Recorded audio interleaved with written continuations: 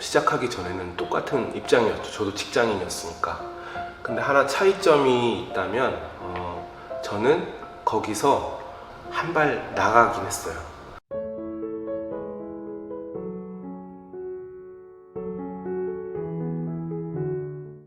안녕하세요, 데비입니다.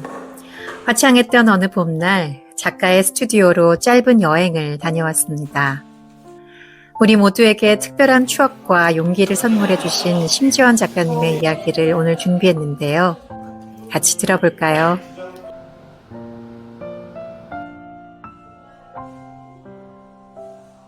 10여 년 광고라는 직업을 갖고 있으면서 많은 생각들을 했었던 것 같은데요. 광고는 저한테 어떻게 보면 되게 애증의 관계였던 것 같아요. 한편으로는 재밌기도 하면서 너무 이게 내 시간이 없다 보니까 그런 부분들이 좀 많이 늘 아쉬웠죠. 근데 광고라는 거를 하면서 이제 가정이 생기고 또 아이가 생기는 그 순간부터는 그 단 하나의 단점, 내 시간이 없다는 게 가장 크게 부각이 되더라고요. 보통은 엄마들이 육아휴직을 먼저 하게 되는데 저희 가족 같은 경우는 아내는 조금 직장이 좀 안정적이고 하다 보니까 제가 육아휴직을 하는 게 더 낫겠더라고요. 그 궁극적인 목적은 그런 거죠. 방금도 말씀드렸지만 그 가족이 함께 시간을 보내는 거를 더 길게 갖기 위해서는 제가 육아휴직을 하는 게 더 낫겠더라고요. 그렇게 해서 육아휴직을 시작하게 됐고요. 제가 처음에는 한 달 정도 했던 것 같습니다. 이후에는 뭐 11개월을 다 쓰긴 했지만 그 육아휴직 기간 동안에 제 삶이 많이 바뀌었어요. 누구나 이 삶의 전환점이라는 게 있는데 저는 그때가 제 삶의 전환점이지 않았나 싶습니다. 처음에는 육아휴직 기간 동안에 뭔가 좀 나만의 시간들을 가질 수 있지 않을까? 저는 그때 이제 뭔가 그림도 그리고 책도 좀 보고 이런 생각을 하고 육아휴직을 했었는데 이게 육아라는 현실이 그런 게 아니었던 거죠. 그걸 제가 몰랐던 거죠. 아이를 돌보면서 24시간 붙어 있으면서 이게 육아가 만만한 일이 아니구나 그런 생각을 하면서 하루하루 그 육아의 일상들을 기록하기 시작했습니다. 그렇게 기록을 한 거를 SNS에 같이 공유를 한번 해봤는데 당시만 해도 아빠가 육아에 관해서 이야기를 하는 경우가 없었거든요. 그러다 보니까 제가 하는 이야기들이 엄마들한테 이런 아빠도 있어? 오늘 내가 지금 이런 상황이었는데 하면서 위로를 받으시기도 하고 상당히 공감을 하시기도 하고 하면서 이제 제가 SNS에서 조금씩 아빠 육아의 어떤 그런 자리를 잡기 시작한 거죠. 그러면서 자연스럽게 어떻게 보면은 육아휴직이 끝나면서도 SNS 활동을 계속 했고 그러던 와중에 그 컨텐츠들이 누적이 되면서 자연스럽게 책이 나온 것 같아요. 그리고 그게 지금까지 오게 된 것이 아닌가. 지금 한 6년 정도 제가 퇴사를 하고 생각해 보니까 작년 말에 나왔던 책까지 해서 오늘도 반짝이는 너에게 그 책까지 해서 6권인가 책을 냈더라고요. 많이 냈죠. 시간이 벌써 이렇게 지났네요. 육아에 대한 이야기를 컨텐츠를 제작을 하면서 어머님들하고 많은 소통을 하게 됐죠. 근데 그러던 와중에 제가 하나 느낀 게 있었어요. 우리나라 육아는 굉장히 고되고 힘들다. 좋은 점, 장점, 그리고 행복한 모습 이런 모습보다는 어머님들이 되게 힘들다는 거에 위로와 공감을 많이 받으시는 것 같더라고요. 저는 의문이 들었습니다. 육아가 그게 다가 아니잖아요. 내 아이 키우면서 행복한 점이 얼마나 많아요. 근데 그런 부분들에 대한 공감이 많지 않다는 거는 좀 아쉬운 점이었다고 생각을 했어요. 그래서 어느 날 갑자기 생각을 했죠. 뭔가 좀 육아를 좀 더 행복한 관점에서 하고 있는 그런 곳은 없을까? 라는 생각을 해서 알아봤더니 그 당시만 해도 핀란드 육아가 굉장히 대두가 많이 되더라고요. 그래서 직접 한번 가서 한번 느껴보는 게 좋겠다라는 생각을 해서 물론 이제 그 다녀온 이야기를 가지고 책으로 엮을 생각도 있었고요. 이제 콘텐츠로 이제 순차적으로 제작을 해서 소통을 할 생각도 있었죠. 네, 그렇게 핀란드라는 나라를 다녀오게 됐고요. 이제 핀란드라는 나라를 다녀오면서 똑똑똑 핀란드 육아라는 책을 내게 됐고, 또 그게 계기가 돼서 이듬해 덴마크라는 나라를 다녀오게 되고, 덴마크에서는 육아보다는 어떤 교육의 관점, 덴마크 교육이 궁금했거든요. 그런 이야기들을 또 가져왔고, 이제 그게 이제 거의 이제 습관처럼 돼서 그 다음에는 독일을 다녀왔습니다. 그런 식으로 여러 북유럽 쪽에 있는 나라들을 다니면서 한 가지 느낀 점들이 있었어요. 핀란드나 덴마크나 뭐 독일이나 가족들이 이렇게 저희가 가족이 방문을 하면, 물론 처음엔 집에 가서 이렇게 식사도 하고 했는데, 뭐 좀 일주일을 체류한다거나 좀 길게 체류를 할 경우에는 썸머 코티지라고 해서 세컨하우스 개념이죠. 별장에 저희를 데리고 가는 거예요. 그리고 별장에서 또 다른 삶을 또 보여주고, 저희는 이제 그걸 느끼고, 그렇게 여러 집들을 방문을 하면서 저희가 느꼈던 점들은 결론적으로 이게 꼭 오도이촌의 개념이 아니더라도 온전히 가족이 좀 쉴 수 있는 공간과 집이 아닌 그런 게 있으면 정말 좋겠다 라는 생각을 우리가 가끔은 하잖아요. 네. 저는 그걸 현실로 보고 온 거죠. 그래서 그런 부분들을 실천할 수 있는 방법이 가능할까? 라는 생각을 했는데, 마침 제가 직장을 다니고 있는 상황이 지금은 아니고, 게다가 또 꼭 서울에 직장이 있을 필요가 없는 작가인 거잖아요. 뭐 강연도 서울에서만 하는 게 아니기 때문에 서울에서 이제 뭐 미팅이 필요하면 제가 뭐 서울로 출근을 해도 되는 거고, 그렇게 생각을 하니까 좀 이렇게 전원에다가 그런 작업실 겸 주말에 가족이 쉴 수 있는 공간을 어떨까 라는 생각을 조금씩 하고 있었는데, 마침 아내도 그 생각에 동의를 해줘서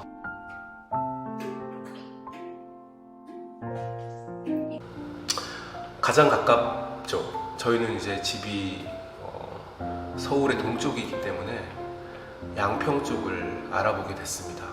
한 1년여 기간 동안 일단 땅을 먼저 알아본 거죠. 땅을 알아보고 그 다음에 뭐 설계도 한 1년 한 것 같아요. 시공 기간도 1년은 좀 안 되지만 한 10개월, 9개월 정도 걸렸던 것 같고, 집을 지으려는 생각을 하면서 이제 그런 생각을 해야 되잖아요. 그렇다면은 어떤 공간을 지을까? 라는 생각을 해서 그 독일의 슈투트가르트를 다녀왔습니다. 슈투트가르트에는 르쿠르비제와 함께 그 건축가 그룹들이 최초로 그 아파트를 지은 곳이 있어요. 그 집들의 컨셉은 한마디로 얘기하면 미니멀인데, 저는 그런 부분들이 합리적이고 미니멀한 건축, 그런 부분들이 마음에 들어서 그것도 직접 보고 왔습니다. 가족이 함께. 그래서 보고 온 내용을 설계사한테 충분히 이야기를 하고 지금 뭐 보시는 이 집이 완성이 된 거죠. 네. 그리고 실제로 생활을 하면서 보니까 물론 제가 그림도 지금은 그리거든요. 네. 그림을 그리는 공간으로, 또 글을 쓰는 공간으로, 그리고 미팅을 꼭 서울에서만 하는 게 아니라 여기 양평에서 문우리에서도 종종 하거든요. 그런 어떤 미팅에 대한 공간으로, 그리고 주말에 가족이 쉴 수 있는 공간으로, 또 다양한 이런 어떤 모임이나 이런 것도 가능하다는 확장성을 보면서 이렇게 하기를 지금은 잘했다는 생각을 하고 있습니다.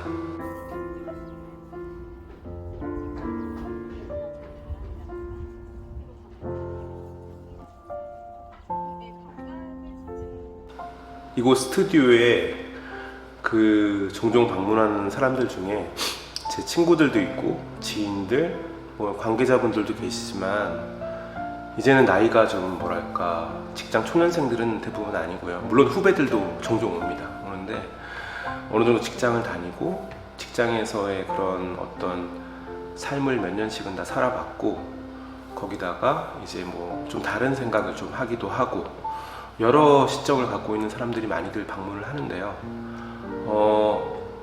모두 생각들은 있어요. 나의 제2의 인생을 어떻게 살 건지, 그리고 직장을 계속 다닐 게 아닌데 그러면은 그 다음 스텝으로는 어떻게 할 건지, 그리고 그 중간에 곁들여서 그렇다면은 조금 더 어떤 평온한 삶을 살 수 있는 방법이, 그런 방법들을 어떻게 할 수 있는지, 이런 고민들은 대부분 다 하는데 이 직장이라는 그 규칙적인 사이클에 묶여 있다 보니까 조금 생각을 하다 멈추고 또 어느 순간 또 직장에서 좀 지치면 조금 더 톱니바퀴가 약간 돌아가는 정도의 생각을 하게 되고, 그러니까 이 생각이 좀 진도가 많이 안 나가는 게 아닌가, 이런 생각들을 하게 됐거든요. 시작하기 전에는 똑같은 입장이었죠. 저도 직장인이었으니까. 근데 하나 차이점이 있다면 저는 거기서 한 발 나가긴 했어요. 이렇게 해보면 어떨까라는 생각을 소소하지만 처음에 실천을 했던 거고, 또 그게 계기가 돼서 조금 더 큰 실천을 할 수 있었던 거고, 또 그게 계기가 되면 이제 더 큰 이제 어떤 삶의 변화까지 가게 되는 거죠. 저는 그게 잠시 멈춰보는 시간들이 굉장히 중요하지 않나, 이런 생각을 해봅니다. 삶을 살면서 쳇바퀴 돌듯이 직장 다니고 주말에 쉬고 또 주중에는 직장 다니고, 이런 생활 속에서 우리가 잠시 멈추는 시간을 갖긴 해요. 주말에 쉬면서도 갖고 주중에 이제 뭐 직장 동료들하고 술 한잔 하면서도 갖죠. 근데 그거 이상으로 좀 긴 여행을 한번 가본다거나 이 내 삶의 환경을 조금 많이 틀 수 있는 그런 어떤 준비를 해서 그런 것들을 실행을 하다 보면 어느 순간 내가 조금 더 과감하게 그런 것들을 하게 된다는 것을 발견을 할 거예요. 이게 처음부터 한 번에 뭐가 이렇게 확 바뀌는 것 같지는 않고요. 조금씩 조금씩 바뀌는데 중요한 건 내 의지인 거죠. 조금씩 조금씩 바꾸고자 하는 나의 의지. 그런 게 있다면 뭐 1년이 지나건 2년이 지나건 하다 보면, 시간이 지나다 보면 어느 순간 달라진 시점, 달라진 환경에 이렇게 앉아있는 나를 발견하게 되는 게 아닌가, 그런 생각과 동시에 그러려면 직장하고는 조금, 이게 직장 생활과는 조금 괴리가 있어요. 이런 거를 실천하는 게 제약사항이 많은 거죠. 그러니까 저도 처음엔 그렇게 시작을 했습니다. 직장도 열심히 다니면서 다른 것들에 대한 것도 하려고 하다 보니까 잠을 못 잤어요. 처음에 시간을 쪼개서 이렇게까지 온 거거든요. 시작할 때는 변화를 주기 위해서는 누구나 그런 어떤 좀 노력이라고 해야 될까요? 그런 고충의 시간들이 필요하지만 그런 시간이 지나면 자연스럽게 내가 이제 판단을 하게 돼요. 어느 순간 직장이냐 아니면 내가 꿈꿔왔던 다른 삶이냐, 그런 걸 판단하는 시점도 오게 되고, 이게 내가 삶의 각도가 많이 틀어지는 거죠. 계속 내일도 직장을 나가고 또 모레도 나가고 할 것 같지만 처음에 말씀드렸던 것처럼 이렇게 저한테 오시는 손님들의 이야기를 들어보면 뭐랄까요, 어떤 위기의식을 많이 느낍니다. 아, 내가 직장을 평생 다니는 게 아니구나. 그럼 다음 스텝으로 뭘 해야 되지? 이런 고민들이 조금씩 직장을 다니면서 축적이 되는 거죠. 저는 말씀드리고 싶은 게 조금씩 실천했으면 좋겠다. 누구나 머릿속에 내 꿈이 있거든요. 그 꿈을 한 번에 꾸는 게 아니라 그 꿈에 한 걸음 한 걸음 다가가는 실천을 내가 얼마나 하고 있는지 돌이켜보면, 아, 내가 생각만 하고 있었구나. 아, 내가 조금씩 다가가고 있었구나. 그게 쉽게 느낄 수가 있을 거예요. 그러면은 생각만 하는 게 아니고 좀 다가갈 수 있는 방향으로 여러분들이 조금씩 노력을 하셨으면 하는 생각입니다. 하는 바람입니다.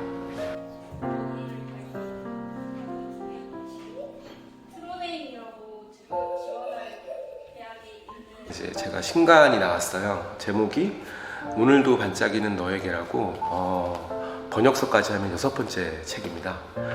6번째 책이지만 이 책의 내용은 육아를 시작하는 엄마 아빠의 이야기가 담겨 있어요. 그래서 제가 추천드리고 싶은 분들은 이제 육아를 막 시작하시거나 아니면 돌 전후에 아이를 키우면서 좀 이렇게 힘든 시간을 보내고 있다고 해야 될까요? 그런 부모님들이 좀 공감하고 위로받을 수 있는 책이 아닌가라는 생각을 하고, 또 제가 늘 모든 책에서 하는 전체적인 메시지의 그런 핵심이라고 해야 될까요? 하고 있는 부분은 어떻게 보면은 잘 몰랐던 육아에 대해서 아빠가 변화하는 모습, 그리고 그 변하는 곳, 그 육아의 균형, 엄마 아빠가 육아의 분담을 어떻게 해야 되는지 그런 균형, 엄마한테는 육아에 아빠가 들어오는 게 굉장히 필요하고 아빠 입장에서는 또 육아에 어떻게 들어가는지 잘 몰라서 어떻게 들어가야 되는지, 그 참여도가 어떻게 돼야 되는지, 그런 부분들이 늘 다툼의 어떤 핵심적인 부분이지 않나라는 생각이 들거든요. 그런 측면에서 뭐 어떤 정보를 전달하는 책은 아닐 거잖아요. 정보를 전달하지는 않지만, 아내의 마음이 이랬겠구나, 남편이 이런 걸 잘 몰랐겠구나 라는 것들을, 그런 간극을 좀 좁힐 수 있는, 그래서 육아의 밸런스, 육아의 어떤 균형을 부부가 서로 맞춰갈 수 있는 그런 지침서까지는 아니겠지만 그런 책이지 않을까. 그래서 육아를 시작하고 육아를 이제 시작해야 되는 그런 부모님들께 굉장히 권해드릴 수 있는 책이라고 저는 생각을 합니다.